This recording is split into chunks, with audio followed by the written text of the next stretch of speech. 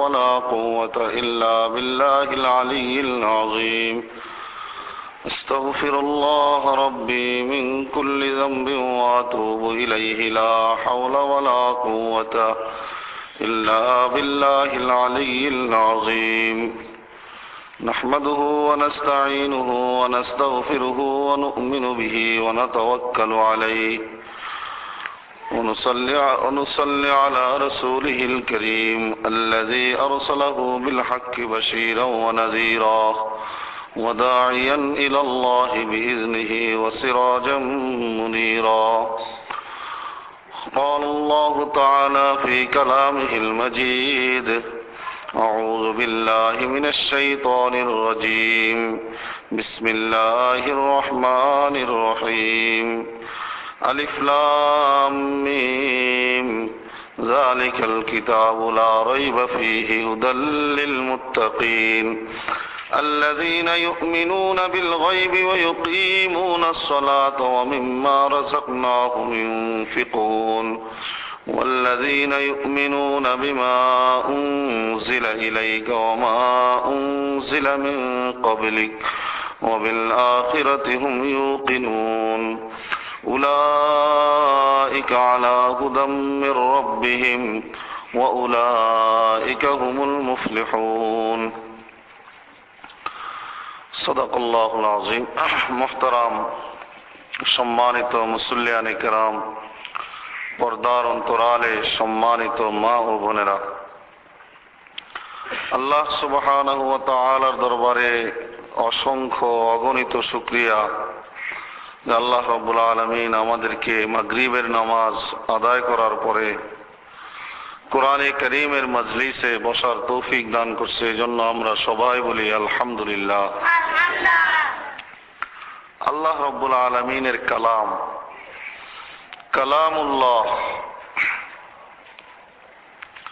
দুনিয়ার মধ্যে সবচাইতে শ্রেষ্ঠ বাণী, দুনিয়ার মধ্যে সবচাইতে উত্তম বাণী, যেটা মানুষ তেলাওয়াতের সাথে সাথে প্রতিটা অক্ষরে 10টা করে নেকি আল্লাহ তাআলা দান করেন। এই কালামুল্লাহ আমাদেরকে এই জমিনের মধ্যে কিভাবে মানুষ আল্লাহর উপরে বিশ্বাস স্থাপন করবে, কিভাবে মানুষ পরকালকে বিশ্বাস করবে, কিভাবে মানুষ আল্লাহ তাআলার সন্তুষ্টিকে হাসিল করবে, কিভাবে মানুষ আল্লাহর ঘোষিত আযাব থেকে মুক্তি পাবে, কিভাবে মানুষ আল্লাহর সুসংবাদ জান্নাত লাভ করবে, এই ব্যাপারে কোরআনে কারীম এক সুন্দর পথ প্রদর্শন করেছে যুগে যুগে মানব জাতিকে। দুনিয়ার মধ্যে আল্লাহ রাব্বুল আলামিন এই কোরআনে কারীমের আগে অনেক আসমানি কিতাব পাঠাইছেন, ওগুলোও আল্লাহর কালাম ছিল। হযরতে আদম আলাইহিস সালাম থেকে সব নবীর উপরেই কিছু কিছু সহিফা নাজিল হয়েছে। হযরতে ইব্রাহিম আলাইহিস সালামের উপরে 10টা সহিফা নাজিল হয়েছে, এগুলো আল্লাহর কালাম ছিল। বড় কিতাব হযরতে মূসা আলাইহিস সালামের উপরে তাওরাত নাজিল হয়েছিল। হযরতে দাউদ আলাইহিস সালামের উপরে জবুর কিতাব নাজিল হয়েছিল। হযরতে ঈসা আলাইহিস সালামের উপরে ইনজিল কিতাব নাজিল হয়েছিল। আর মুহাম্মদুর রাসূলুল্লাহ সাল্লাল্লাহু আলাইহি ওয়াসাল্লামের উপরে কোরআনে কারীম নাজিল হয়েছিল। এর প্রত্যেকটাই আল্লাহর কালাম, আল্লাহর কিতাব। সবচেয়ে বড় আশ্চর্যের বিষয় হলো যে এই আল্লাহর কালামগুলো প্রত্যেকটাই রমজান মাসে নাজিল হয়েছে। মূসা আলাইহিস সালামের উপরে যে তাওরাত নাজিল হয়েছে এটা রমজানের 17 তারিখ নাজিল হয়েছে। দাউদ আলাইহিস সালামের উপরে যেই জবুর কিতাব নাজিল হয়েছিল এটা রমজানের মতান্তরে 18 কিংবা 21 তারিখে নাজিল হয়েছে। ঈসা আলাইহিস সালামের উপরে যে ইনজিল কিতাব নাজিল হয়েছে এটা রমজানের 24 তারিখে নাজিল হয়েছে। আর মুহাম্মদুর রাসূলুল্লাহ সাল্লাল্লাহু আলাইহি ওয়াসাল্লামের উপরে যে কোরআন আল্লাহ রাব্বুল আলামিন এটা রমজানের 27 তারিখে, কোন রিওয়ায়াতে 24 তারিখের কথা আছে, এটাকে নাজিল করা হয়েছে। সবে কদরের রাত্রিতে নাজিল করছে। তো বলতেছিলাম আল্লাহর এই কালামগুলো আল্লাহ রাব্বুল আলামিন নাজিলের জন্য রমজান মাসকে বেছে নিয়েছে। রমজান মাস, এই মাসটা রোজা রাখার জন্য এই আখিরি জামানার উম্মতের উপরে আল্লাহ তাআলা ফরজ করছে। অন্য অন্য নবীদের যুগে এই রোজা ফরজ ছিল না। তো এই যে আল্লাহর এই কিতাবগুলো আল্লাহ নাজিল করছে, তাওরাত, জবুর, ইনজিল, কোরআন, এক এক সময়ে এক এক যুগে এক এক নবীর উপরে এই প্রত্যেকটা কিতাব আল্লাহর কালাম, এর উপরে আমাদের প্রত্যেকের বিশ্বাস থাকতে হবে। এটা ঈমান।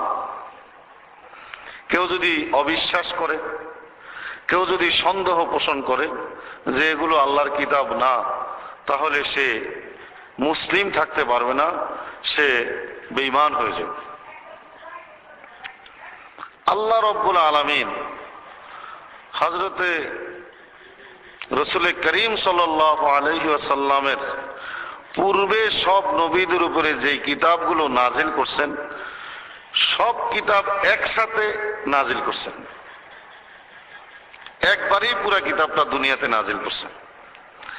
আর এই কোরআনে কারীমকে আল্লাহ রাব্বুল আলামিন লোহে মাহফুজ থেকে প্রথম আসমানে একসাথে নাজিল করছে। আর প্রথম আসমান থেকে রাসূল সাল্লাল্লাহু আলাইহি সাল্লামের কাছে এই কোরআন 23 বছর সময় নিয়ে আস্তে আস্তে নাজিল হয়েছে। কোরআনে কারীমের সবচেয়ে বড় মুজিজা হলো এই, সব আসমানি কিতাবের হুকুম আল্লাহ তাআলা মনসুখ করে দিয়েছে, রহিত করে দিয়েছে। ওই কিতাবগুলো মানার দরকার নাই, জাস্ট আমার আপনার বিশ্বাস করতে হবে এগুলা আল্লাহর কালাম।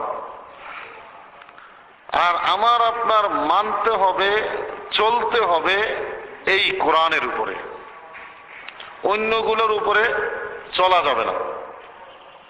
হযরত ওমর ইবনে খাত্তাব রাদিয়াল্লাহু তাআলা আনহু একদিন আয়েশা আল্লাহর রাসূলকে বললেন, ইয়া রাসূলুল্লাহ, আমি যে রাস্তা দিয়ে আপনার কাছে আসি ওই রাস্তার পাশে এক ইহুদির ঘর। তো আমি যখন আসা যাওয়া করি তখন ইহুদি ওই ঘরের মধ্যে বৈশা সে তাওরাত কিতাব পড়ে। আমার খুব ভালো লাগে এই কিতাবটা তেলাওয়াত শুনতে। তা আমি মাঝে মধ্যে দাঁড়ায় দাঁড়ায় ওই তাওরাতের তেলাওয়াত শুনি এবং আমার কাছে খুব ভালো লাগে, খুব সুন্দর সুন্দর কথা তাওরাতের মধ্যে বলা হয়েছে। উনি নিচের দিকে তাকায় তাকায় এই কথাগুলো আল্লাহর কাছে, আল্লাহ রসুলের সামনে বলতেছিলেন। হঠাৎ উনি আল্লাহ রসুলের চেহারার দিকে তাকায় দেখেন আল্লাহ রসুলের চেহারা লাল হয়ে গেছে। বলতেছে, ওমর, তুমি আমার সামনে তাওরাতের এত তারিফ প্রশংসা করতেছো কেন? তাওরাতের সবকিছু ভালো লাগে এগুলা বলতেছো কেন? বলে, না ইয়া রাসূলুল্লাহ, তাওরাতের মধ্যে যা বলা হয়েছে এগুলা তো সবই ঠিক, সবই তো সুন্দর সুন্দর কথা। তখন আল্লাহ রসুল বলছিলেন, লাউ কানা মূসা হাইয়ান লাত্তাবাআনি। ও উমর, আজকের সময়ে যদি মূসা আলাইহিস সালাম বাইসা থাকতো, যার উপরে এই তাওরাত কিতাব নাজিল হয়েছে, তাহলে মূসা আলাইহিস সালাম স্বয়ং নিজে তাওরাত কিতাব বাদ দিয়ে এই কোরআনের উপরে আমল করত এবং আমার অনুসরণ করতে। জোরে বলেন সুবহান আল্লাহু আকবার। মানে পূর্ব যুগের কিতাবগুলো আল্লাহর কালাম ছিল, সত্য কথা, এগুলোর উপরে বিশ্বাস করতে হবে, বিশ্বাস রাখতে হবে। কিন্তু ওই সমস্ত কিতাবগুলোকে অনুকরণ করা যাবে না। আর ওই কিতাবগুলোর মধ্যে যুগে যুগে মানুষেরা বিভিন্ন রকম পরিবর্তন করে ফেলছে, কিন্তু একমাত্র এই কোরআন, যেটাকে স্বয়ং রব্বুল আলামিন হেফাজতের দায়িত্ব নিয়েছে, কিয়ামত পর্যন্ত এই কোরআনের কোনো শব্দ কোনো মানুষের দ্বারা পরিবর্তন করা সম্ভব হবে না। কোনো মানুষ এটাকে পরিবর্তন করতে পারবে না, কেননা এই কোরআনকে আল্লাহ রব্বুল আলামিন কোটি কোটি মানুষের দিলের মধ্যে জমা করে দিয়েছে। সারা দুনিয়ার সমস্ত কোরআন শরীফগুলো যদি পুড়ে ফেলা হয়, তারপরেও এই কোরআনকে বিলুপ্ত করা সম্ভব না। সারা দুনিয়াতে এর হাফেজ কিয়ামত পর্যন্ত থাকবে। এই কোরআন রব্বুল আলামিন নিজে এটা হেফাজতের দায়িত্ব নিয়েছেন। কিভাবে এটা হেফাজত করবেন, এটা আল্লাহই সেই কৌশল অবলম্বন করবেন। কেউ যদি এই কোরআনের উপরে বাড়াবাড়ি করতে যায়, এই কোরআনকে নিয়ে কোন রকম ফিতনা সৃষ্টি করতে যায়, আল্লাহ রব্বুল আলামিন তৎক্ষণাৎ ওই ব্যক্তির উপরে, ওই জাতির উপরে গজব নাযিল করে। পূর্ব যুগেও যারা আল্লাহর কিতাবকে নিয়ে বাড়াবাড়ি করছে, আল্লাহ ওই জাতিকে ধ্বংস করে দিয়েছে। আর এই যুগেও যারা কোরআনকে নিয়ে এরকম সিনিমিনি খেলবে, আল্লাহ তাদেরকেও ধ্বংস করে দিবে, তাদেরকেও ধ্বংস করবে। এই জন্য হাদিসের মধ্যে আসছে, আল্লাহ রসুল ফরমান, যেই এলাকায় এই কোরআনের তেলাওয়াত হয়, ওই এলাকার থেকে আল্লাহ রব্বুল আলামিন তার আযাব আর গজবকে দূর করে দেয়। জোরে বলেন সুবহানাল্লাহ। হাদিসের মধ্যে আসছে, আল্লাহ রসুল ফরমান, এই কোরআনের সূরা বাকারার তেলাওয়াত যদি কোনো ঘরের মধ্যে হয়, সূরা বাকারার শেষ 3 আয়াতও যদি কোনো ঘরে তেলাওয়াত করা হয় সকালবেলা, সন্ধ্যা পর্যন্ত ওই ঘরের সমস্ত বালা মুসিবত আল্লাহ দূর করে দেন। আবার সন্ধ্যার সময় যদি এটা তেলাওয়াত হয়, সকাল পর্যন্ত আল্লাহ তাআলা ওই ঘরের বিপদ আপদ বালা মুসিবত দূর করে দেয়। এই কোরআনের তেলাওয়াত যতদিন ঘরের মধ্যে চালু থাকবে, যেই ঘরে এই কোরআনের তেলাওয়াত চালু থাকবে, ওই ঘরের হেফাজতের দায়িত্ব স্বয়ং রব্বুল আলামিন নিজেই নিয়ে নিবে। জোরে বলেন সুবহানাল্লাহ। মেরে মোহতারাম ভাইও, আজকে আমাদের উপরে আযাব আর গজবের কারণ হইল, আমাদের ঘরে সব কিছু আছে কিন্তু কোরআনের তেলাওয়াত নেই। খাওয়া পড়া আছে, ভোগ বিলাস আছে, আনন্দ উৎসবের সব কিছু আছে, কিন্তু আল্লাহর কালামের তেলাওয়াত বন্ধ হয়ে গেছে। কোন কোন ঘরে তো কোরআন শরীফ খুঁজেই পাবেন না, আর কোন কোন ঘরে পাইলেও এটার গিলাপ বাঁধা অবস্থায় পাইবেন, এবং গিলাপের উপরে দেখবেন 2 ইঞ্চি ময়লা পড়ে রয়েছে। তার মানে বছরও একবার এটারে খুলে না। যার কারণে আজকে আমাদের পরিবার থেকে শান্তি উঠে গেছে, আমাদের পরিবারের মধ্যে স্বামী স্ত্রীর মহব্বত দূর হয়ে গেছে, আমাদের পরিবারের মধ্যে ছেলে মেয়ে বাবা মাকে সম্মান করতে, ইজ্জত করতে ভুলে গেছে। যার কারণে আমাদের সমাজে আজকে প্রত্যেকটা পরিবারের মধ্যে পেরেশানিতে সয়লাভ হয়ে গেছে। টাকা পয়সার অভাব নাই, ঘরের মধ্যে খাওয়া দাওয়ার অভাব নাই, হ্যাঁ, সুখ শান্তির সব আসবাব আছে, কিন্তু তারপরও সুখ নাই। রাত্রে শুইলে ঘুম নাই, স্বামী স্ত্রীর মধ্যে মিল মহব্বত নাই, ছেলে মেয়ের মধ্যে আদব আখলাক নাই। এর কারণ কি? কারণটা খুঁজে দেখেন, ওই ঘরের মধ্যে আল্লাহর কোরআনের তেলাওয়াত নাই। তো আল্লাহ রাব্বুল আলামিন ফরমান, والذين يؤمنون بما أنزل إليك وما أنزل من قبلك وبالآخرة هم يوقنون।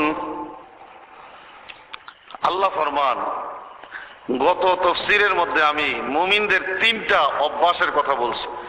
মুমিনদের 3টা গুণ আল্লাহ প্রথম আয়াতে বলছেন, গত আলোচনার আয়াতে গেছে। এই আয়াতের মধ্যে আরো 3টা গুণের কথা বলা হয়েছে, যে মুমিন কারা, ইমানদার কারা। ইমানদারদের এই আয়াতের মধ্যে যে 3টা গুণের কথা বলা হয়েছে, 1 নম্বর গুণ হইল ওয়াল্লাযীনা ইউমিনুনা বিমা উনজিলা ইলাইক, যারা বিশ্বাস করে তোমার উপরে যা কিছু নাজিল করা হয়েছে এর উপরে। তো রাসূল সাল্লাল্লাহু আলাইহি ওয়াসাল্লামের উপরে নাজিল করা হয়েছে কি? কোরআনে কারীম। যারা এই কোরআনকে বিশ্বাস করে, বিশ্বাসের এখানে কতগুলো স্তর আছে। একটা জিনিস বিশ্বাস কাকে বলে? যেই জিনিসটা অন্তরে কবুল করার পরে ধীরে ধীরে এটা বাস্তবে কাজে কর্মে প্রমাণ হয়, এটার নাম হইল বিশ্বাস। অন্তরে বিশ্বাস করছে, মন দিয়ে এটাকে গ্রহণ করছে, গ্রহণ করার পরে কাজে কর্মে এটাকে প্রমাণ করতেছে, এটার নাম হইল বিশ্বাস। আর ইসলাম কাকে বলে? ইসলাম বলে কাজে কর্মে যেই জিনিসটা মানুষ দেখাইতেছে, এটা কাজে কর্মে করতে করতে এটা তার দিলের মধ্যে চলে আইছে, এটা হলো ইসলাম। ইসলাম আর ইমানের মধ্যে পার্থক্যটা বুঝছেন? একটা মানুষ বাহ্যিকভাবে সে দাড়ি টুপি পাঞ্জাবি এগুলা পরছে, এটা হলো বাহ্যিক। 71 সালে যখন এই দেশে মানে পাকিস্তানি সৈন্যরা আক্রমণ করছে, সব হিন্দুরা কিন্তু দাড়ি রেখে দিয়েছিল, টুপি মাথার দেওয়া শুরু করছিল, আর কলমা সবাই মুখস্থ করছিল। সবাই কলমা পারে, কিন্তু তারা কি মুসলিম? তারা বাহ্যিকভাবে এটা গ্রহণ করছে, কিন্তু তাদের অন্তর সেটা কি করে নাই, কবুল করে নাই। যার কারণে তারা মুমিন না, মুসলিম না। এটা বাহ্যিক বিপদেতে বাসনের লেগে করছে। আর যে ব্যক্তি এটাকে বাহ্যিকভাবে গ্রহণ করে এবং তার অন্তরও সেটাকে গ্রহণ করে, সে হইল প্রকৃত মুসলিম। সে হইল প্রকৃত মুসলিম। আমাদের দেশে দেখবেন এখন অনেক সন্ত্রাসীরা বোরকা পরে, বোরকা পরে সন্ত্রাসী করে, বুঝাইছে না? অনেক আজে বাজে মেয়েরা বোরকা পরে। এই বোরকাটা কেন পরে? বোরকাটা পরে মানুষকে ধোঁকা দেওয়ার জন্য, শয়তানি বাড়ানোর জন্য। এটা কিন্তু ইসলামী পোশাক নয়। যারা বোরকা পরিধান করে শুধু আল্লাহর ভয়ে, যে আল্লাহ আমাকে আমার সৌন্দর্য মানুষের সামনে প্রকাশ করতে নিষেধ করছে একমাত্র আমার স্বামী এবং সন্তান ব্যতীত, এই বিশ্বাস করে যে বোরকা পরে, সে হইল মুসলিম। কথাটা বুঝছেন আমার? আর যে ব্যক্তি এই বিশ্বাসের বাইরে বোরকা পরে, সে কিন্তু মুসলিম না, সে হইল ধোঁকাবাজ। সে কি? ধোঁকাবাজ। দাড়ি রাখলেই কিন্তু বড় ইমানদার না। রবীন্দ্রনাথ ঠাকুরের কিন্তু লম্বা লম্বা দাড়ি ছিল, তাই বলে কইবেন নি যে রবীন্দ্রনাথ ঠাকুর বড় আল্লাহর ওলি ছিল? হ্যাঁ, এখানে দাড়িটা কেউ যদি চিন্তা করে যে আমার রসুলের সুন্নত দাড়ি রাখা, আমি রসুলের মহব্বতে এটা রাখলাম, তাহলেই এটা ইসলাম হবে। আর কেউ যদি মনে করে দূর প্রত্যেকদিন শেভ করতে 10 টাকা লাগে, আর টেহা খরচ করবো না, রাহি দেই আর যাওয়া ওই বলি, এই নিয়ত করে যদি কেউ রাখে, তাহলে এটা সওয়াব হবে না, এটা তার জন্য ইসলামের আলামত হবে না। এরকম প্রত্যেকটা কাজ মানুষ সওয়াবের কাজটা যদি করে, করলেই কিন্তু সে মুসলিম না। সে যদি করে আল্লাহকে সন্তুষ্ট করার জন্য, তাহলেই সে মুসলিম। আর যদি সে করে তার মনের ফুর্তির জন্য, লোক দেখানোর জন্য, ধোঁকাবাজি করার জন্য, হ্যাঁ, তাহলে এটা ইসলাম বা মুসলিমের খাতায় পড়বে না, এটা ধোঁকাবাজি হবে। তো আল্লাহ রাব্বুল আলামিন ফরমান, যারা বিশ্বাস করে তোমার উপরে যা নাজিল করা হয়েছে, মানে এই কোরআনকে যারা বিশ্বাস করে, এখন কোরআনের কিছু অংশ বিশ্বাস করে আর কিছু অংশ বিশ্বাস করে না, তাহলে কি চলবে বলেন? এই কোরআনের বিসমিল্লাহ থেকে নিয়ে সূরা নাস পর্যন্ত পুরা কোরআনে কারীমকে যারা বিশ্বাস করে এবং যারা এটা অনুপাতে নিজে চলে, তাকেই আল্লাহ রাব্বুল আলামিন মুমিন বলছেন। আমরা কোরআনের কিছু হুকুম মানি আর কিছু হুকুম মানি না। নিজের মন মতো হইলে মানি আর নিজের মনের বিরুদ্ধে হইলে মানি না। তাহলে আপনিই বলেন, আমি আর আপনি কি মুমিন হইতে পারলাম? তাহলে আমরা কি হইলাম?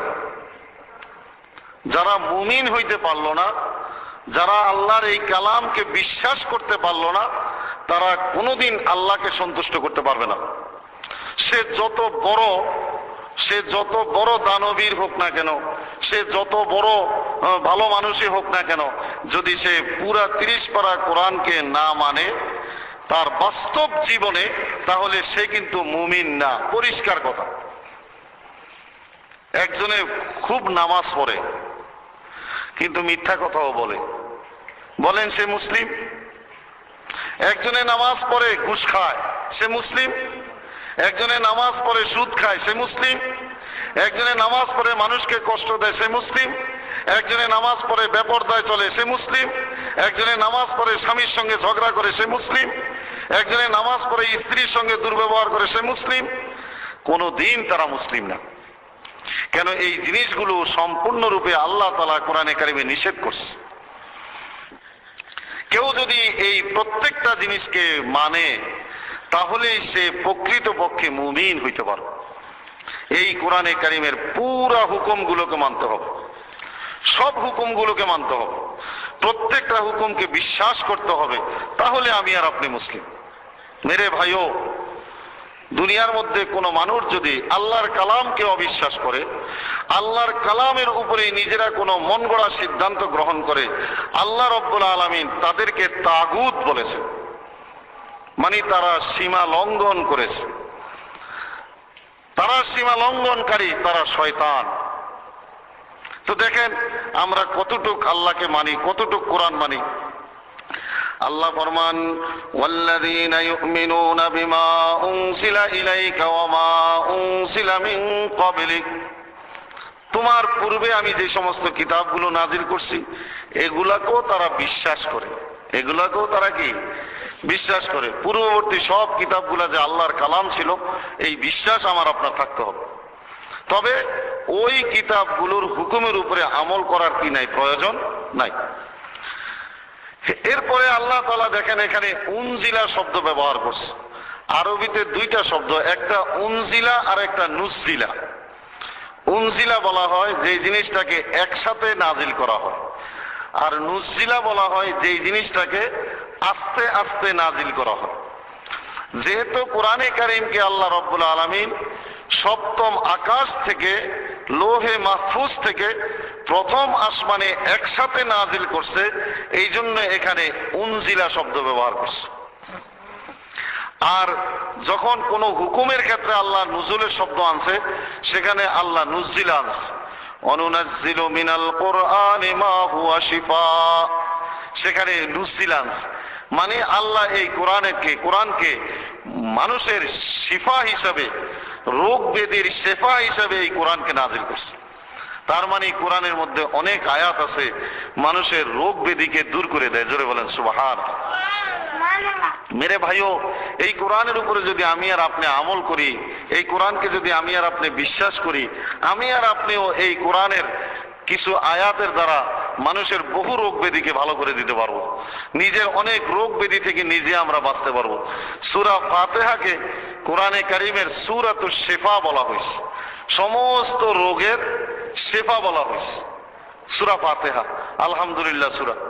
দেখেন এই কোরআনের উপরে আমাদের বিশ্বাস, পুরোপুরি বিশ্বাস যদি এই কোরআনের উপরে আমাদের থাকে, পুরোপুরি আমল যদি এই কোরআনের উপরে আমাদের থাকে, তাহলে সূরা ফাতিহা পড়ে আপনি যত কঠিন রোগী হোক না কেন, আপনি যদি সেখানে দম দেন, ফু দেন, আল্লাহ তাআলা এই কোরআনের বদৌলতে ওই ব্যক্তিকে শিফা দান করবে। জোরে বলেন সুবহানাল্লাহ।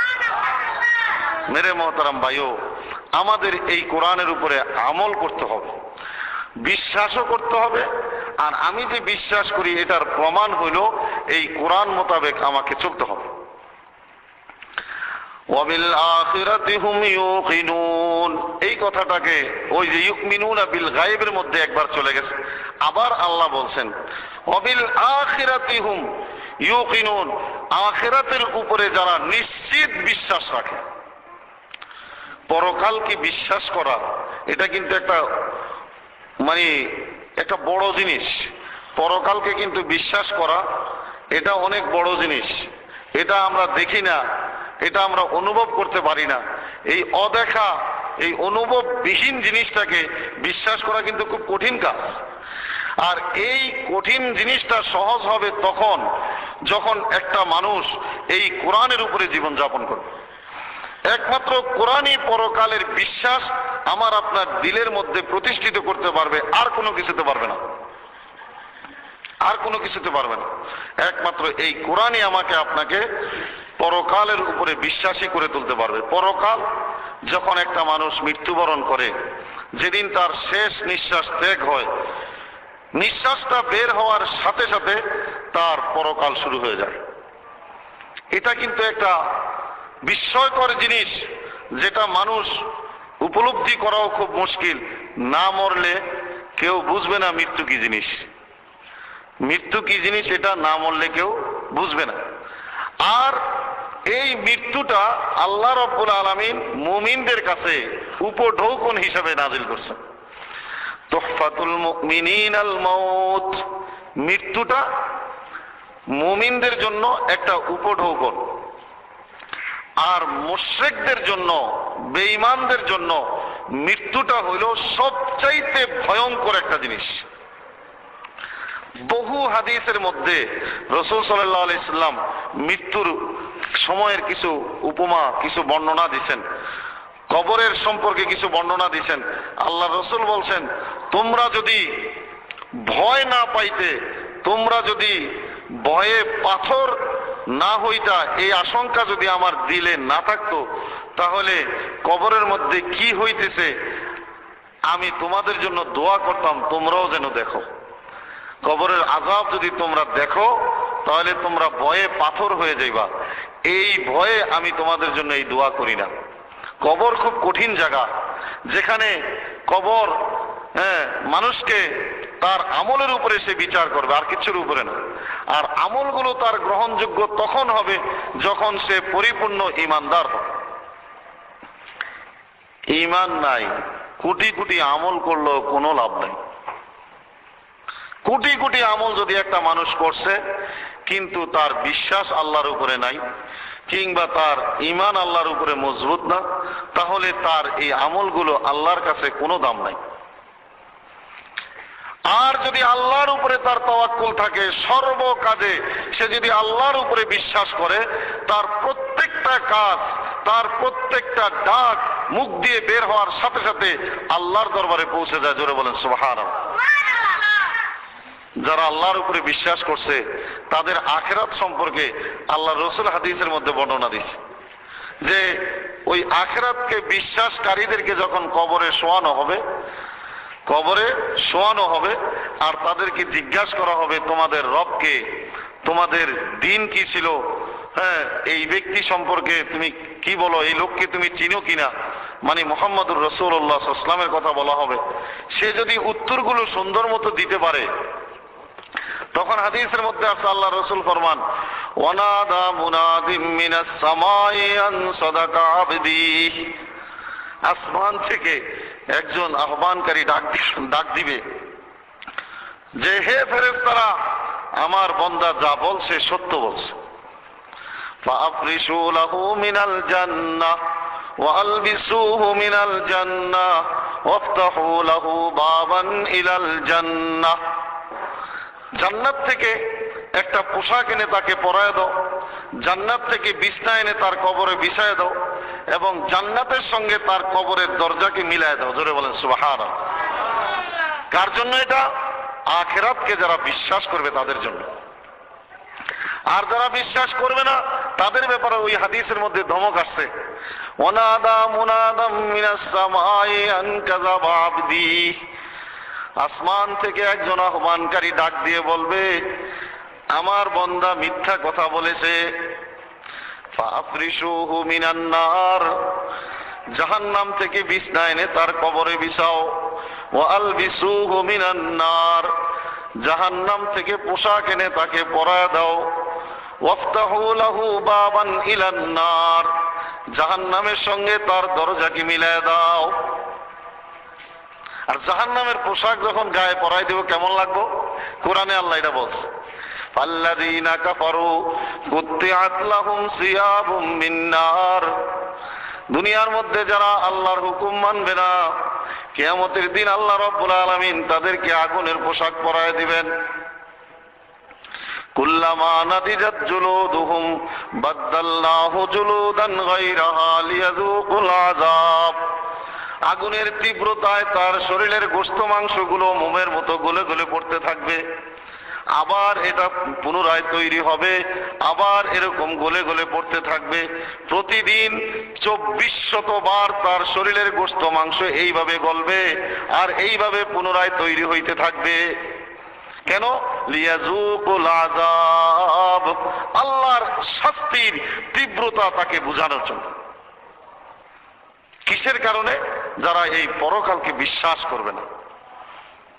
পরকালকে বিশ্বাস করা, মৃত্যুর পরে আমার কি হবে এই ভয় যার দিলের মধ্যে থাকবে,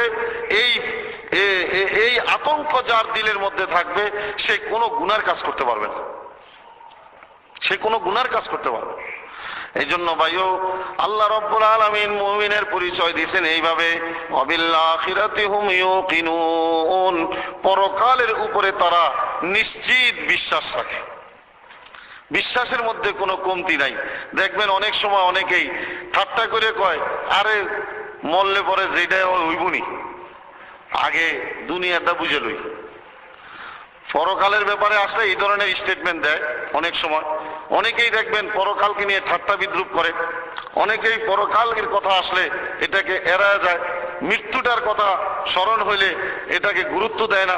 এই যে গতকালকে আগুন লেগে কতগুলো মানুষ মরে গেল, বলেন তারা কি কোনোদিন মরে যাবে এই চিন্তা করছে? হ্যাঁ, শত শত মানুষ মুহূর্তের মধ্যে প্রাণ হারায় ফেলছে, আর এমন ভাবে মারা গেছে যে তাদের চেহারা পর্যন্ত চিনা মুশকিল হয়ে গেছে। বলেন, তাদের চেহারা চিনা যায় নাই। কারো আঙ্গুল দেখা, কারো নখ দেখা, কারো এটা সেটা দেখা শনাক্ত করতেছে এ আমার লোক। এক পরিবারের মধ্যে দেখা গেছে 10 জন সদস্য, 10 জনই মারা গেছে। এই যে মৃত্যুটা আসলো, হঠাৎ করে তাদের উপরে মৃত্যু চেপে পড়ছে, তারা উপলব্ধিও করতে পারে নাই। মৃত্যু কখন এসে যাবে, কিভাবে আসবে কেউ জানে না। আরামে ঘুমায় আছে 5 তলা বাড়িতে, ধস করে পড়ে গেছে, পুরো কতগুলো লোক মারা গেল। রাস্তায় গাড়িতে আরামে ভ্রমণ করতেছে, সেকেন্ডের মধ্যে গাড়ি অ্যাক্সিডেন্ট করছে, তার দমটা বাইরে গেছে। কয় সেকেন্ড লাগছে বলেন? মৃত্যুটা বহু দূরে না খুব কাছে? সবচাইতে কাছে কি? মৃত্যু। দুনিয়ার মধ্যে যা কিছু আমি আর আপনি দেখি, সবচাইতে কাছে মৃত্যু, এর চাইতে কাছে আর কোনো কিছু নাই। এই মৃত্যুটাকে আমরা ঘাড়ে নিয়ে চলি, অথচ এই মৃত্যুটাকে আমরা বিশ্বাস করি না। আমরা কত বড় বেখবর জাতি, একবার চিন্তা করে দেখ। আল্লাহ বারবার বলছে, আল্লাহ বারবার বলতেছে, ও আমার বান্দারা, পরকাল তোমার সামনে, কবর তোমার সামনে, হাসর তোমার সামনে, মিজান তোমার সামনে, বিচার তোমার সামনে, জান্নাত তোমার সামনে, জাহান্নাম তোমার সামনে, সাবধান হয়ে যাও। বারবার বলতেছে আল্লাহ। অথচ আল্লাহর কথাকে আমরা কিভাবে অগ্রাহ্য করতেছি, যে নিজে কান দিয়ে শুনি অথচ দিল দিয়ে বিশ্বাস করা আমাদের জন্য কষ্টকর। এই জন্য আল্লাহ বলতেছেন মুমিনদের তৃতীয় আরেকটা পরিচয় হইল অবিল আখিরাতি হুম ইউকিনুন, আখিরাতকে তারা নিশ্চিতভাবে বিশ্বাস করে। এই বিশ্বাস ক্ষণিকের জন্য নয়, এই বিশ্বাসটা তার সর্ব অবস্থায়, জাগ্রত অবস্থায়, কর্মরত অবস্থায়, হ্যাঁ, তার আনন্দের অবস্থায়, তার দুঃখের অবস্থায়, ঘুমন্ত অবস্থায়, সর্ব মুহূর্তে তার এই মৃত্যুর পরকালের বিশ্বাস তার দিলের মধ্যে থাকতে হবে। যদি একটা মানুষ পরকালকে বিশ্বাস করে, সে কোনোদিন মিথ্যা কথা বলতে পারে না। যে হায়রে আমি মিথ্যা কথাটা বললে কালকেই তো আমার বিচারের কাঠ গড়া দাঁড়াইতে হবে। একটা মানুষ পরকালকে বিশ্বাস করলে চুরি করতে পারে না, ডাকাতি করতে পারে না, মানুষকে ধোঁকা দিতে পারে না, মানুষকে কষ্ট দিতে পারে না। পারে? পারে না। একটা মানুষ কেন একটা পশুকেও কষ্ট দিতে পারে না, যদি সে পরকালকে বিশ্বাস করে। আর কেউ যদি পরকালকে বিশ্বাস না করে, তাহলে সে দুনিয়ার মধ্যে যত ভালো কাজই করুক না কেন, যত ভালো কাজই করুক না কেন, আল্লাহ রাব্বুল আলামিন তার কোনো ইবাদতকে গ্রহণ করবে না। অনর্থ তার এই কাজ, এই কাজের কোনো সওয়াব, কোনো বেনিফিট সে পরকালে পাবে না। এটা নিশ্চিত রূপে আল্লাহ এই কোরআনে বলে দিচ্ছে। অনেকেই বলে দেখবেন যে মানব সেবাই মহৎ কাজ, আবার অনেকে বলে সব ধর্মের লোকেরাই যদি ভালো কাজ করে জান্নাতে যাইব। এটি কারা বলে? যারা এই কোরআনকে বিশ্বাস করে না। আর আল্লাহ কি বলছে? এই কোরআনকে যে বিশ্বাস করবে সেই প্রকৃত মুমিন, আর অন্য কেউ মুমিন না। এখানে মোট 6টা গুণের কথা বলছে। এক না হইছে ইউমিনুনা বিল গায়ব, গায়েবের প্রতি ঈমান আনছে। 2 নম্বর হইছে ওয়ায়ুকিমুনাস সালাত, সময় মতো নামাজ আদায় করেছে। 3 নম্বর হইছে ওয়ামিম্মা রাযাকনাহুম ইউনফিকুন, আমি তাদেরকে যেই সম্পদ দিয়েছি ওই সম্পদ থেকে তারা আল্লাহর রাস্তায় ব্যয় করে। আল্লাহর রাস্তায় তারা কি করে? ব্যয় করে। এই 3টা কাজ। দ্বিতীয় আয়াতে আরো 3টা বলছে। একটা হইছে ওয়াল্লাযীনা ইউমিনুনা বিমা উনজিলা ইলাইক, তোমার উপরে আমি যেই কোরআন নাজিল করছি এই কোরআনের উপরে যারা বিশ্বাস করে। ওমা উনজিলা মিন ক্বাবলিক, তোমার পূর্বে যেই কিতাবগুলো নাজিল করছি এইগুলার উপরেও তারা বিশ্বাস করে। 3 নম্বর হইছে ওয়াবিল আখিরাতি হুম ইউকিনুন, আখিরাতের উপরে তারা নিশ্চিত বিশ্বাস করে। এই 2 আয়াতের মধ্যে মুমিনদের 6টা কথা বলছে। কয়টা কথা? 6টা। ঠিক এই সূরার শেষ আয়াতের মধ্যে আল্লাহ তাআলা আবার ঠিক মুমিনদের পরিচয় দিচ্ছে। এই যে সূরা বাকারা, এই সূরা বাকারার কিন্তু আমরা এই প্রথম 2 আয়াত পড়লাম। কার কথা বলছে? মুমিনদের পরিচয় দিছে। ঠিক শেষে গিয়ে আবার আল্লাহ মুমিনদের পরিচয় দিয়েই এই সূরাটা শেষ করছে। আমানার রাসূলু বিমা উনজিলা ইলাইহি মির রাব্বিহি ওয়াল মুমিনুন, আল্লাহ ফরমান যারা রাসূলের উপরে ঈমান আনছে, আমি যে রাসূলগুলো পাঠাইছি দুনিয়াতে এই রাসূলদের উপরে কি করছে? যারা ঈমান আনছে। এরপরে আমানার রাসূলু বিমা উনজিলা ইলাইহি মির রাব্বিহি ওয়াল মুমিনুন, আমি রাসূলদের কাছে যে কিতাব পাঠাইছি এই কিতাবগুলোর উপরে তারা কি করছে? ঈমান আনছে। এরপরে কি করছে? কুল্লুন আমানা বিল্লাহি ওয়া মালাইকাতিহি ওয়া কুতুবিহি ওয়া রুসুলিহি, তারা ঈমান আনছে আল্লাহর উপরে, ফেরেশতাদের উপরে, আল্লাহর কিতাবগুলোর উপরে, আল্লাহর রাসূলদের উপরে। লা নুফাররিকু বাইনা আহাদিম মির রুসুলি, এবং তারা আল্লাহর রাসূলদের মধ্যে কোনো পার্থক্য সৃষ্টি করে নাই যে আমার রাসূলই ঠিক আর সবই ভুল, আমার রাসূলই ঠিক আর অন্যান্য রাসূলরা কি ভুল। এটা মক্কার কাফেরদের শানে নাজিল হয়েছে। মক্কার কাফেররা কইতো মুসা আলাইহিস সালামের আসল নবী, মুহাম্মদ হইছে মিথ্যাবাদী, নাউযুবিল্লাহি মিন যালিক। কথা বলছেন? তারপরে ওরা দেখা গেছে এক নবীরে সম্মান দিত বেশি, আরেক নবীরে পাত্তাই দিত না। বুঝাইছে না? তো ইব্রাহিম আলাইহিস সালামরে তারা মানতো, দেখা গেছে উযাইর আলাইহিস সালামকে তারা মানতো না। হ্যাঁ, তারপরে হযরত ইয়াহিয়া আলাইহিস সালামকে তো তারা হত্যাই করছে। ঈসা আলাইহিস সালামের মারণের লেগে বহুত দৌড়াদৌড়ি করছে। তো তারা রসুলদের মধ্যে এরকম পার্থক্য সৃষ্টি করত। এক রসুলরে ভালো কইতো, আরেক রসুলরে খারাপ কইতো। যার কারণে আল্লাহ বলছেন হ্যাঁ যে মুমিনদের পরিচয় হইল যে মুমিনরা কি করে? তারা বলে যে আমরা আল্লাহর উপরে, ফেরেশতাদের উপরে, কিতাবের উপরে, রসুলদের উপরে ঈমান আনছি এবং কোন রসুলদের মাঝে আমরা পার্থক্য সৃষ্টি করি না। এটা মুমিনদের পরিচয়।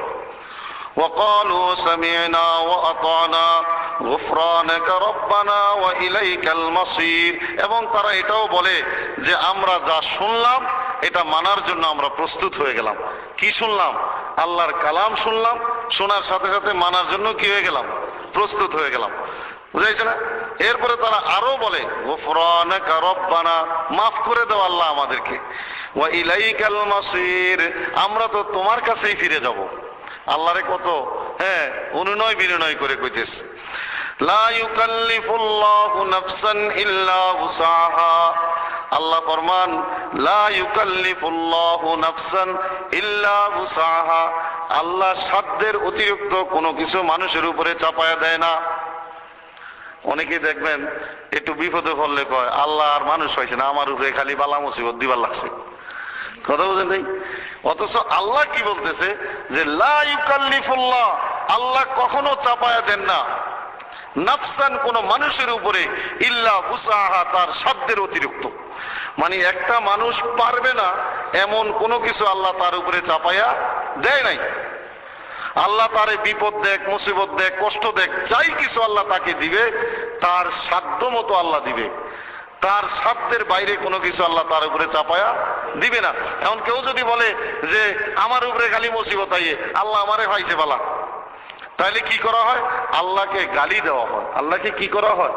গালি দেওয়া হয়। এই জন্য বলা হয়েছে বিপদে আপদে সুখে দুঃখে মুসিবতে সর্ব অবস্থায় আল্লাহর উপরে তাওয়াক্কুল রাখতে হবে, যে আমি যেই অবস্থায় আছি আমি আলহামদুলিল্লাহ, আল্লাহ আমাকে ভালো রাখছে। আল্লাহর উপরে সন্তুষ্ট থাকতে হবে, এটা মুমিনের পরিচয়। কেউ যদি অধৈর্য হইয়া এরকম বিপদে আপদে মুসিবতে আল্লাহর উপরে কোনো ইলজাম দেয়, আল্লাহর উপরে কোনো ত্রুটি চাপায়া দেয়, তাহলে বুঝতে হবে সে ঈমানদার না। ঈমানদারের পরিচয় হইছে সর্ব অবস্থায় সে বলবে আলহামদুলিল্লাহ, আমি আলহামদুলিল্লাহ, আল্লাহর শুকরিয়া যে আমি কি আছি, ভালো আছি।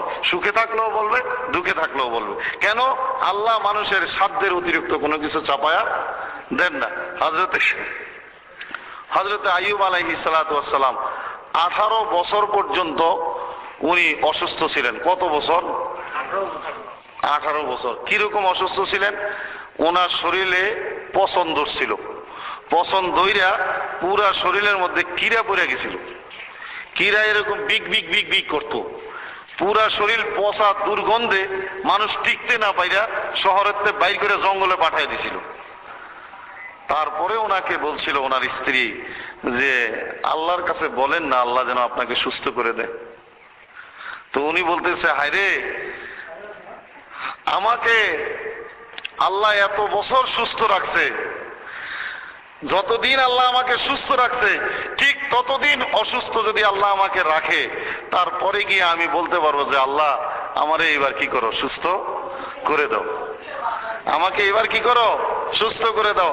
কেননা আমি যত বছর অসুস্থ ছিলাম ঠিক অত বছর আমি আবার কি ছিলাম, অসুস্থ ছিলাম।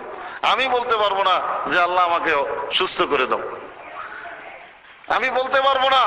কেন? আমি যতদিন সুস্থ ছিলাম ততদিন কিন্তু আমার অসুস্থতার সময় কাটে নাই। আল্লাহ, আল্লাহর উপরে কি বিশ্বাস, আল্লাহর উপরে কি মহব্বত তাদের ছিল। আল্লাহ, এই জন্য বলতেছিলাম যে আল্লাহর উপরে কোন রকম ইলজাম দেওয়া যাবে না যে আল্লাহ আমারে ভাইছে, আমার উপরে আল্লাহ চাপায় দিছে। এটা এরকম মা বোনেরা দেখবেন বেশিরভাগ এই সমস্ত শব্দগুলা ব্যবহার করে, আল্লাহর উপরে বিভিন্ন রকম ইলজাম দেয়। এগুলা কখনো কানে শুনলে, চোখে দেখলে সাথে সাথে আপনারা নিষেধ করবেন যে এগুলা নিষেধ, এগুলা ঈমানের পরিপন্থী কাজ। আল্লাহ ফরমান লাহা মা কাসাবাত ওয়া আলাইহা মাকতাসাবাত, আল্লাহ রাব্বুল আলামিন তার উপরে ওইটাই চাপায়া দেন যা সে করে। দেখছেন নি, লাহা মা কাসাবাত, তার উপরে আল্লাহ ওই জিনিসটাই দেন যেটা সে করে। ওয়া আলাইহা মাকতাসাবাত, এবং সে যা করার উপযুক্ত, সে যা করার, সে যা করছে, যা সে পাওনা ছিল এটাই তারে দেওয়া হয়েছে। একটা মানুষ অতি মাত্রায় যদি গুনার কাজ করে তার উপরে ঠিক ওই মাত্রায় কোনো মুসিবত আসতে পারে, কোনো মুসিবত আসতে পারে। আবার একটা মানুষকে যদি আল্লাহ তাআলা তার নিজের খুব কাছে নিয়ে যেতে চায় কিন্তু তার আমলের দ্বারা সে ওই পর্যন্ত পৌঁছতে পারে না, তখনও আল্লাহ তাকে মুসিবত দিয়ে তার কাছে নিয়ে নিতে পারে। কথাটা বলছেন না ভাই? এগুলা ধৈর্য আর সবরের উপরে নির্ভর করে। যত মানুষ বেশি সবর করবে, ধৈর্য ধরবে, তত আল্লাহ তাআলার নিকটে সে যাইতে পারবে। এরপরে তারা কি বলে দেখেন, আল্লাহু আকবার, বিপদে পড়ছে, মুসিবতে পড়ছে, গুনার কাজ করে ফেলছে, তারপরেও সে বলে রব্বানা লা তুআখিযনা ইন নাসিনা আও আখতানা, আল্লাহ তুমি আমারে ধরো না, তুমি আমারে কি করো না, ধরো না, আমাকে তুমি পাকড়াও করো না, যা কিছু আমি ভুলে করে ফেলছি বা যে সকল ছোটখাটো গুনাহগুলো আমি করে ফেলছি এই ব্যাপারে তুমি আমারে মাফ করে দাও, তুমি আমারে কি করো, মাফ করে দাও।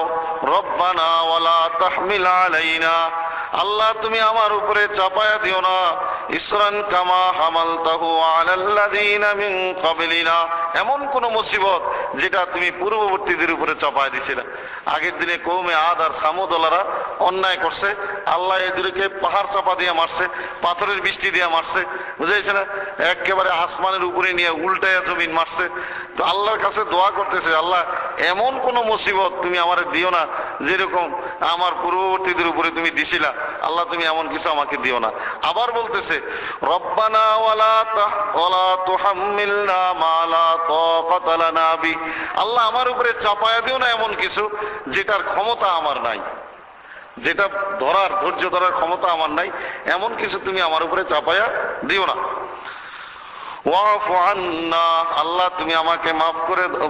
ওয়াফু আন্না, আল্লাহ তুমি আমার সমস্ত গুনাহগুলোকে তুমি ক্ষমা করে দাও। ওয়াগফির লানা, এখানেও তুমি আমাকে মাফ করে দাও, বুঝাইছে না? ওয়ারহামনা, তুমি আমার উপরে রহম করো, দয়া করো। আনতা মাওলানা, তুমি আমার রব, তুমি আমার কি রব, তুমি আমার প্রভু। ফানসুরনা আলাল কওমিল কাফিরিন, এবং তুমি কাফের সম্প্রদায়ের উপরে সাহায্য করো। নুসরতের কথা বলা হয়েছে, মানে তাদেরকে সাহায্য করো, মানে তাদেরকে ঈমানের বুঝ তুমি দান করো।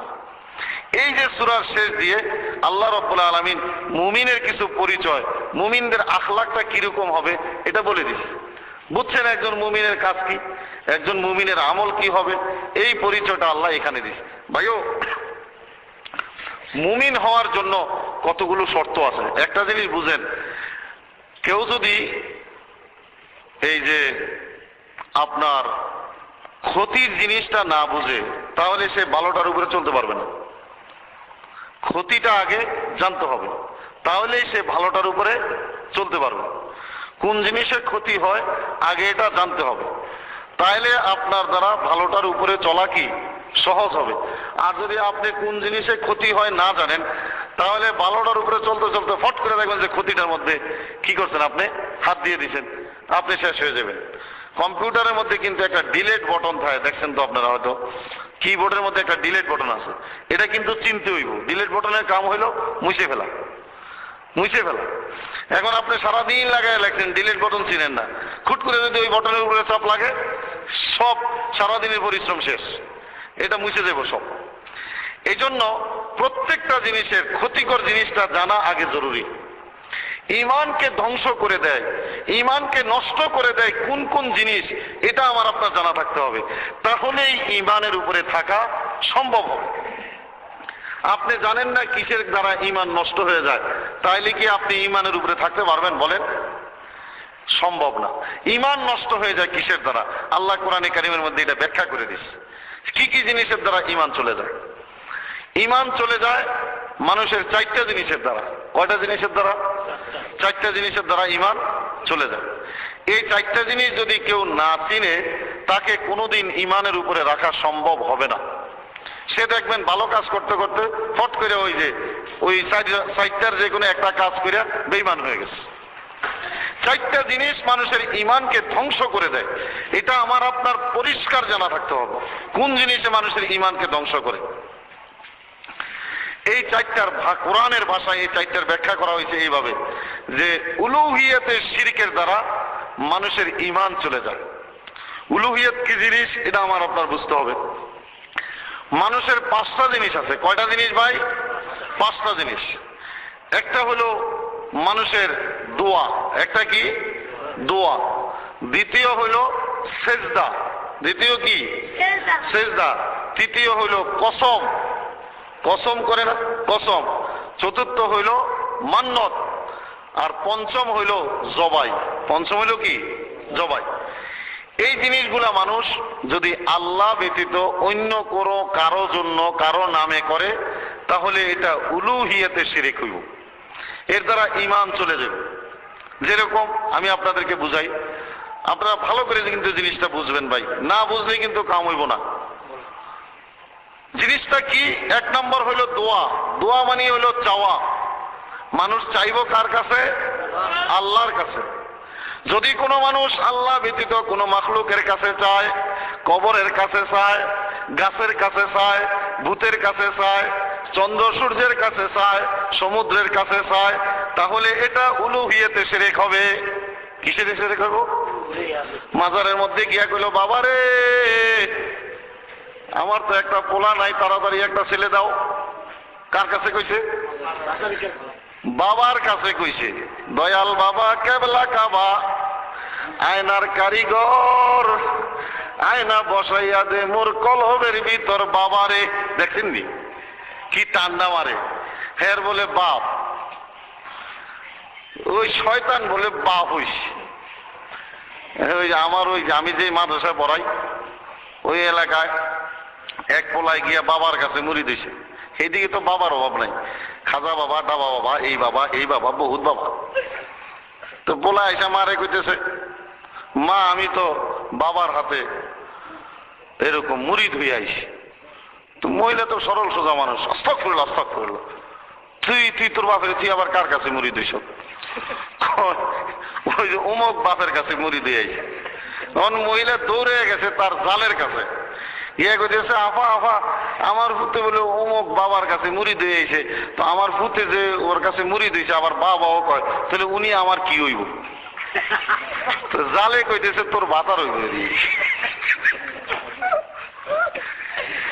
এই হইছে আমাদের দেশে বাবার হালত। বাবা বলে আবার কাবাও হয়। এই যে বাবা বাহিনী, এই হইল শয়তানের দল। এরা হইল তাগুত, মানুষের ঈমানকে নষ্ট করে। কেউ যদি এই বাবার কাছে চাইলো, সে যেন আল্লাহকে বাদ দিয়া আল্লাহর আসনে বাবাকে বসায় দিল। এটা হইল উলুহিয়াতে শিরিক, শিরিক ফিল ইবাদাহ। কেউ যদি বাবার কাছে চাইলো, সাথে সাথে সে বেঈমান হয়ে গেল। সে জীবনে আর কোনোদিন কলমা পড়া ব্যতীত, ঈমান না আনা ব্যতীত সে মুসলিম হইতে পারবে না। এটা উলুহিয়াতে শিরক। আল্লাহ নিজেই বলছেন কোরআন শরীফের মধ্যে, ওরে আমার বান্দারা, তোমাদের যদি কোনো কিছুর চাওয়ার দরকার হয় আমি আল্লাহর কাছে চাও, আমি আল্লাহ তোমাকে দেওয়ার জন্য প্রস্তুত, তোমাকে দেওয়ার জন্য আমি বসে আছি। আর দোয়া ও মখুল ইবাদ, দোয়া ইবাদতের মগজ, আল্লাহর কাছে চাইতে হবে। দ্বিতীয় নম্বর হইল সেজদা। কি ভাই? সেজদা। সেজদা কার কাছে দিবেন? আল্লাহর কাছে। নামাজের যে সেজদা দেন আপনারা, এর বাইরে কিন্তু আরো 4টা সেজদা আছে, জানেন না? নামাজের সেজদার বাইরে কিন্তু আরো কয়টা সেজদা আছে? 4টা সেজদা আছে। কয়টা আছে বাবা? 4টা সেজদা আছে। এক নাম্বার হলো কোরআনে কারিমের মধ্যে 14টা সেজদা আছে। যদি ওই আয়াতগুলো তেলাওয়াত করেন সেজদা দিতে হবে। 2 নম্বর হলো নামাজের মধ্যে যদি কোনো ভুল হয় তাহলে সহু সেজদা দিতে হয়। 3 নম্বর হইলো আপনার যদি আল্লাহর কাছে কোনো কিছু চাওয়ার দরকার হয় তাহলে সেজদার মধ্যে গিয়া চাইবেন। এটারে সেজদায়ে দোয়া বলে। এটারে কি বলে? সেজদায়ে দোয়া। দোয়া আমরা হাত উঠায় করি না, কিন্তু সেজদার মধ্যে গিয়া দোয়া করা উত্তম। এই সেজদার জন্য নিয়ত বান্ধা লাগে না, বুঝছেন তো ভাই? ডাইরেক্ট খারাপ সেজদা যাবেন গা, গিয়া বাংলা ভাষায় কইবেন, আল্লাহ আমার এটার দরকার তুমি দেও, আল্লাহ আমি এই বিপদে পড়ছি উদ্ধার করো।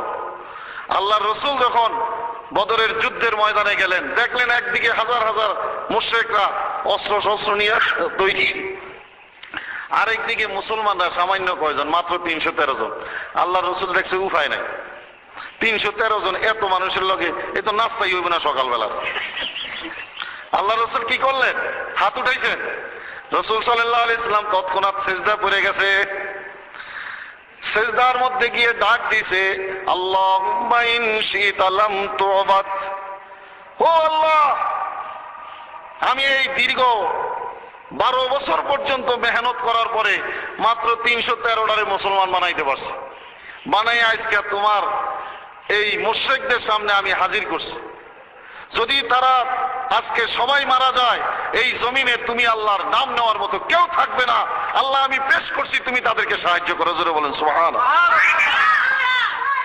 আল্লাহর রাসূল যখন ডাক দিলেন, আল্লাহুম্মা ইন শি'তা লাম তু'বাদ, এই ডাক দিয়ে যখন আল্লাহর রাসূল চোখের পানি ছেড়ে দিলেন আর চিৎকার দিলেন, হযরত আবু বকর খিমার থেকে বাইরে দেখে আসমানের থেকে হাজার হাজার ফেরেশতা মাথার মধ্যে পাগড়ি বাইন্দা লম্বা লম্বা তলোয়ার লইয়া জমিনের দিকে আইতেছে। জোরে বলেন সুবহানাল্লাহ। এই দৃশ্য দেখে আবু বকর চিন্তা করছে, আসমানের সব ফেরেশতা মনে হয় আজকে নেমে দেব। দৌড়ে গিয়ে সিজদার মধ্যে আল্লাহ রাসূলের হাত ধরে বলতেছে, হাসবুনাল্লাহু ওয়া নি'মাল ওয়াকিল, নি'মাল মাওলা ওয়া নি'মান নাসির। ও রাসূল, আপনি মাথা উঠান, আল্লাহই আমাদের জন্য আজকের এই দিনে যথেষ্ট। আল্লাহু আকবার। আবু বকর বলতেছে, আমি ভয় পেয়ে গেছিলাম আসমানের ফেরেশতারা মনে হয় সব জমিনে আইসা বলবো আজকে। আল্লাহু আকবার। কাফের বাহিনীকে মুহূর্তের মধ্যে আসমানের ফেরেশতারা ধ্বংস করে ফেলেছে। মুসলমানরা নিরঙ্কুশ বিজয় লাভ করছে। দেখছেন নি সাহায্য করতে গাইছে, কোন জায়গায় গিয়ে সাহায্য চাইছে? সেজদার মধ্যে গিয়া। এটাকে বলে সেজদায়ে দোয়া। এটাকে কি বলে ভাই? আপনার যখন বিশেষ কোনো প্রয়োজন হবে সেজদার মধ্যে চলে যাইবেন, সেজদার মধ্যে গিয়ে চোখের পানি ফালাইবেন আর বলবেন, আল্লাহ আমি তোমার বান্দা, আমি তোমার কাছে এটা চাই, আমারে দাও, আল্লাহ দিয়ে দিব। আমাদের দেশের মানুষ তো জানেই না সেজদার মধ্যে গিয়ে যে দোয়া করুন যা, সবাই খালি হাত উঠে বসে থাকে। অথচ রাসূল সাল্লাল্লাহু আলাইহি ইসলাম সবচাইতে বেশি দোয়া করছেন সেজদার মধ্যে, সেজদার মধ্যে গিয়ে দোয়া কর। আরেকটা হইল সেজদায়ে শুকুর। ভাইও আপনার কোন নিয়ামত আল্লাহ দিছে, বুঝেন নাই তো? আমগো দেশের সুন্নত কি? এটা হচ্ছে আমগো দেশের সুন্নত, আল্লাহ রসুলের সুন্নত না। আমগো দেশের সুন্নত হইলে কেউ একটা ভালো কাজ করলে মিষ্টির হোটলাটা লই আই। আমার এটা হইছে, ফুলাই মেট্রিক পাস করছে, মিষ্টির দোকানে গিয়ে দেখবেন মিষ্টি নাই। এটা কি আল্লাহ রসুলের সুন্নাহ? একটা ভালো কাজ হয়েছে, কয় আজকে পোলাও মুরগি খাওয়া হইব। আর একটু বড় লোক হইলে কয় আজকে ফাটি হইব। অথচ আল্লাহর রসুলের সুন্নাহ কি? আল্লাহর রসুলের সুন্নাহ হইল কেউ যদি কোনো কাজে সফল হয় সাথে সাথে সে সেজদার মধ্যে চলে যাবে, সেজদার মধ্যে গিয়ে শুকরিয়া আদায় করবে, আল্লাহ তুমি আমাকে এই নিয়ামত দান করছো। আমগো বাবারা যদি পোলারে শিক্ষা দিত, মেট্রিক পাশের খবরটা পাইয়া ছেলেটা কি করতো বলেন তো? আগে একটা সেজদা দিত না, যে আমি আল্লাহর একটা সেজদা দিয়ে রে, আর আমার আল্লাহ আমাকে পাশ করাইছে। কিন্তু বাবা মা শিক্ষা দেয় নাই বিদায় ছেলে পাশ করে মিষ্টির পোটলা লই আইছে।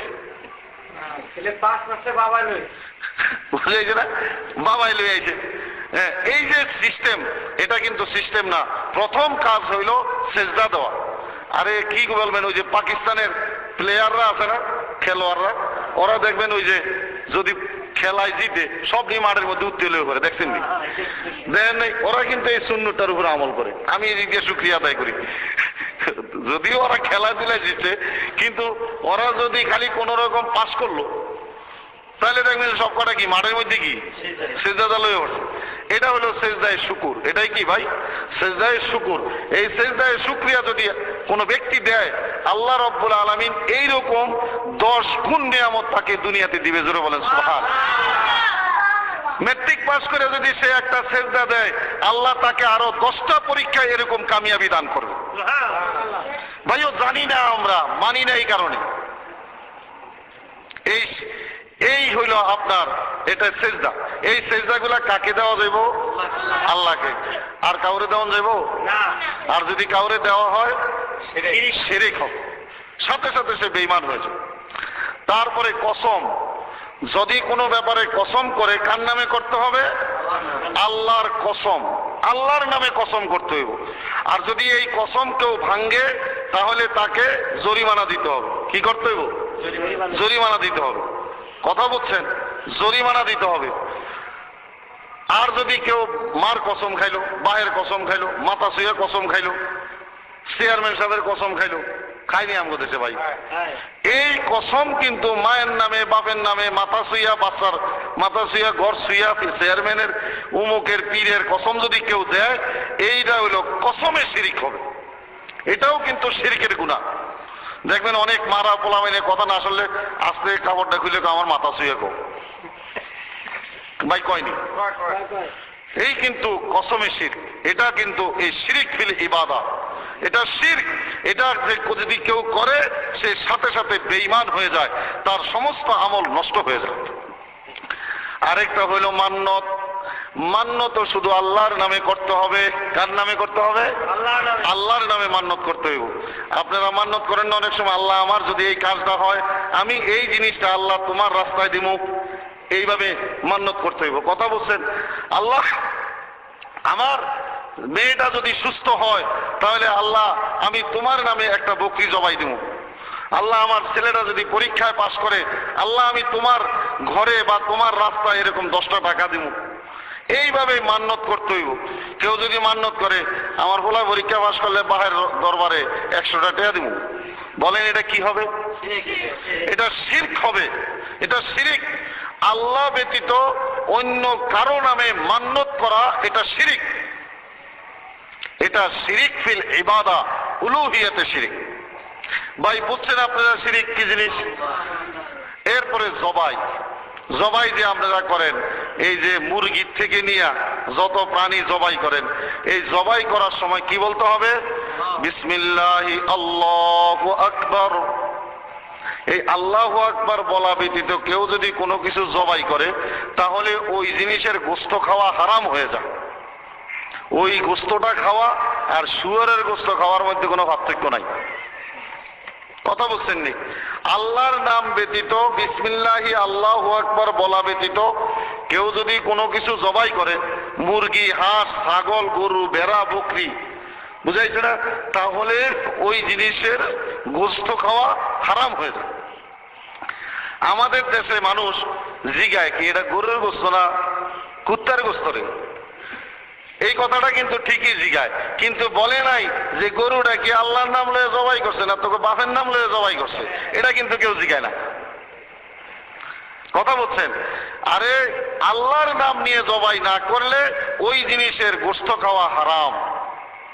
আপনারা পোল্ট্রি মুরগি কিনেন, খুব খেয়াল করবেন, যে জবাই করে তাকে বারবার বলবেন আমার সামনে তুমি আল্লাহু আকবার বলো, বিসমিল্লাহি আল্লাহু আকবার বলো। না বললে আপনারা ওই মুরগি কিনবেন না, খাইবেন না। যদি আল্লাহর নাম বলা ব্যতীত কোনো কিছুকে জবাই করা হয়, ওর গোশত মানুষের জন্য খাওয়া হারাম হয়ে যায়। এখন এই জবাই যদি কেউ বাবার নামে করে, বুঝেন না, দাদার নামে করে, পীর সাহেবের নামে করে, আস্তানার নামে করে, ভগবানের নামে করে, তাহলে এগুলা এই জবাইতে শিরক হয়ে যায়। ভাই আপনারা বুঝছেন? এইগুলা হইল আমার আপনার ইবাদতের মধ্যে শিরিক। এই শিরিকগুলা কিসে ভাই? ইবাদতের মধ্যে শিরিক। এগুলাকে বলে শিরিক ফিল উলুহিয়া। আরেকটা শিরিক হইল রুবুবিয়াতে শিরিক। রুবুবিয়াতে শিরিক কি বলে? আল্লাহ রব্বুল আলামিন আসমান থেকে আমার আপনার কাছে এই কোরআন শরীফ পাঠাইছে, বুঝেন নাই? এই কোরআনের মধ্যে কতগুলো হুকুম আছে। আল্লাহ এই কোরআনের মধ্যে বলছেন তোমরা মদ খাইও না। আল্লাহ এই কোরআনের মধ্যে বলছেন তোমরা জিনা ব্যভিচার করো না। আল্লাহ এই কোরআনের মধ্যে বলছেন তোমরা বেপরদায় চলো না। আল্লাহ এই কোরআনের মধ্যে বলছেন তোমরা সুদ খাইও না, তোমরা ঘুষ খাইও না। কোথায় বলছেন? এই কোরআনের মধ্যে আছে, এই কোরআনের মধ্যে আছে। এখন কেউ যদি বলে যে এই কোরআনের মধ্যে মদরে হারাম করছে, কিন্তু আমি বলছি মদ খাওয়ানোর অনুমতি আছে, কেউ যদি মদ খাওয়ার কি করে? অনুমতি দেয়। আল্লাহ এই কোরআনে খাওয়া হারাম করছে, কেউ যদি এটাকে খাওয়া বৈধ করে, তাহলে সে রব হয়ে যায়। সে কি হয়ে যায়? আল্লাহ কইছে হারাম, উনি কয় এটা জায়েজ, বৈধ। আমাদের দেশে 5% মদের অনুমতি সরকার দিছে। সরকার কি করছে? 5% মদ খাওয়ার অনুমতি দিছে। আমাদের দেশের সরকারের কাছে 5% মদ খাওয়ার কি আছে? অনুমতি আছে। তাহলে কি করলো সরকারে এখানে আল্লাহর আসনে বইল। কোন জায়গায় বইল? আল্লাহ কইছে সব হারাম, ওরা কয় 5% এটা বৈধ। কথা বলছেন? যার কারণে ওরা রবের আসনে বসে আছে। এই শয়তানেরা ওখানে বৈশা মদের লাইসেন্স দিতেছে, মেয়েদেরকে খারাপ কাজের অনুমতি দিতেছে, দেয় না? খারাপ কাজ কি আল্লাহ অনুমতি দিছে? না, আল্লাহ হারাম করছে, ওরা বসে এটার কি করতেছে? লাইসেন্স দিতেছে। দেখছেন নি? ওরা অনুমতি দিতেছে। এই কামটা ফেরাউনে করছিল। এই কামটা কে করছিল? ফেরাউন করছিল। আল্লাহ যা হারাম করছে ফেরাউন ওইগুলাকে অনুমতি দিছে, আর বলছে আনা রব্বুকুমুল আলা। মুসাই যে রবের কথা কয়, ওর চাইতে বড় রব হইলাম আমি। কে কইছে এটা? ফেরাউন কইছে। আর আল্লাহ কি কইছে? আল্লাহ সাথে সাথে মুসারে কি কইছে? ইযহাব ইলা ফিরাউনা ইন্নাহু তাগা। হে মুসা, ওই শয়তানটার কাছে যা, এটা সীমা লঙ্ঘন করছে। আল্লাহ ফেরাউনের কাছে মুসারে পাঠাইছে। ফেরাউনকে আল্লাহ নদীর মধ্যে ডুবাইয়া মারছে। খালি ডুবে পানি কতটি খাইয়ে এরকম মাথা উঁচা করে, কয় মুসারে আর শয়তানি করবো না, তোর রবের কথা শুনবো, আমারে বাঁচা, আমি মাপ চাই। চিল্লাইতে আছে নদীর মধ্যে, ডুবাই আর চিল্লায়। জিব্রাইলে দেখছে যে এইভাবে ডাহাডাহি শুরু করছে। আল্লাহ তো রহমানুর রহিম, আবার নিয়ে আল্লাহ মাফ করে দেয়। জিব্রাইলে কয় খারো, তোর ডাকটা খাওয়াই দেছে। সাগরের তলেতে প্যাক কত জানি ওর মুখের মধ্যে ভরে দিছি। এবার চিল্লা, এবার চিল্লাও। আর চিল্লাইতে পারতেছে এখন? আর চিল্লাটির সুযোগ নাই ভাইও। শেষ মুহূর্তে মানুষ তওবা করার কোনো সুযোগ পাবে না। তওবা এখনই করতে হবে, তওবা এখনই করতে হবে। এই শয়তানেরা আল্লাহর আসনে বৈশা এই হারাম জিনিসগুলোকে পরিবর্তন করতেছে, বইটা পরিবর্তন করে আমার আপনারা বেঈমান বানাইতে চাইতেছে। এখন সরকারের অনুমতি দিছে 5% মদ খা, দেখি আজান দিয়া খা। আরেক দল খাইতে আছে হাঁকাইয়া, কথা বলছেন। খাওয়ার পরে মোহের মধ্যে ভাই বাথরুমের ফ্যানও এত দুর্গন্ধ পায় না, এই সুর্গ মোহের মধ্যে যে দুর্গন্ধ করে, কথা বলছেন। খায়, হাঁকাইয়া খায়, খাইয়া এইবার যারা এই আইন তৈরি করতেছে, যারা এই আইনগুলোকে মানতেছে, তারা সকলেই রুবুবিয়তে শিরক করতেছে। কথাটা বলছেন বাবা। আল্লাহ যা হুকুম দিছে, আল্লাহর হুকুমের উপরে কেউ যদি নতুন হুকুম বানায়, আল্লাহ বলছে তোমরা আমারে সেজদা দাও, পীর সাহেব কয় আগে আমারে দিয়ালো তারপরে আল্লাহরে দিস। তাহলে পীরে কি করলো? আল্লাহর আসনে বসে গেল না? আল্লাহর আসনে বসনি, এটা সে রব হয়ে গেল সে নিজে। আপনি যদি ওই পীরের সেজদা দেন তাহলে আপনি রুবুবিয়তে শিরক করলেন, উলুহিয়তেও শিরক করলেন। ভাই আমার কথাটা বুঝছেন? হ্যাঁ, এবার যদি বুঝেন আল্লাহ রাব্বুল আলামিনের সঙ্গে শিরক হয় আরেকটা কাজে। সেই কাজটা হলো আসমা ও সিফাত। ওয়ালাউল আসমাউল হুসনা ফাদউ বিহা লাআল্লাকুম তুরহামুন। আল্লাহ কোরআনে কারীমের মধ্যে ফরমান, আল্লাহ রাব্বুল আলামিন ফরমান, আমার কতগুলো সুন্দর সুন্দর নাম আছে। আল্লাহর কয়টা নাম আছে ভাই? 99টা নাম আছে। একটা কথা, একটা মজার কথা কমু, হাদিসের মধ্যে আসছে, হাদিসের মধ্যে আসছে আল্লাহর রাসূল ফরমান, মান আহসাহা দাখালাল জান্নাহ। আল্লাহর এই 99টা নাম কেউ যদি মুখস্থ করে সে বিনা হিসাবে জান্নাতে যাবে। জোরে বলেন সুবহানাল্লাহ। দেখছেন, 99 নাম কেউ মুখস্থ করলে সে জান্নাতে যাবে। আপনারা মুখস্থ যারা বড় হয়ে গেছেন আমার মনে হয় পারবেন না, কষ্ট হইব, কিন্তু আপনাদের বাচ্চাদেরকে এটা মুখস্থ করাইবেন। আপনার ছেলেটারে ডাক দেখবেন, বাবা তোমারে 500 টাকা দিব, তুমি যদি আল্লাহর 99টা নাম মুখস্থ করে আমারে শোনাইতে পারো, তোমারে কয়টা দিব? 500 টাকা দিব। দেখবেন আপনার ছেলে খুশিতে 2টা লাভ দিছে, এরপরে দেখবেন যে আপনারে মুখস্থ করে শোনায় দিছে। এগুলার প্রতি উৎসাহ দিতে হয় বাচ্চাদেরকে। কি দিতে হয়? উৎসাহ দিতে হয়। এগুলো হইল কাজ। মেয়েরে ডাক দিয়ে কবেন, মামুনি শোনো, আল্লাহর 99টা নাম যদি তুমি আমারে মুখস্থ করে শোনাইতে পারো তোমারে 500 টাকা দেবো। মেয়ে দেখবেন 2টা লাভ দিছে, 500 টাকার লোভে কারে দুধ নাম যে কটা আছে সব কটা মুখস্থ করতেই। কথা বলছেন। এইভাবে বাচ্চাদেরকে মুখস্থ করাবেন। সুবিধাটা কি? সুবিধাটা হলো কোরআনে কারীমের মধ্যে আল্লাহ বলছে এই 99টা নামের 99টা অর্থ আছে। আপনি যখন যেই মুসিবতের মধ্যে পড়বেন, ঠিক ওই মুসিবতের যেই নামটা আছে ওই নামটা নিয়ে যদি আপনি আল্লাহকে ডাকেন, আল্লাহর সাথে সাথে আপনার ওই মুসিবতকে দূর করে দিবে। জোরে বলেন সুবহানাল্লাহ। আল্লাহ বলছে ওয়ালাহুল আসমাউল হুসনা, আল্লাহর কতগুলো সুন্দর নাম আছে। ফাদউ বিহা, তোমরা আল্লাহর এই নামগুলোকে ডাকো। লাআল্লাকুম তুরহামুন, তোমরা আল্লাহর রহমতের ভাগীদার তোমরা হবে, আল্লাহর রহমত তোমরা পাবে।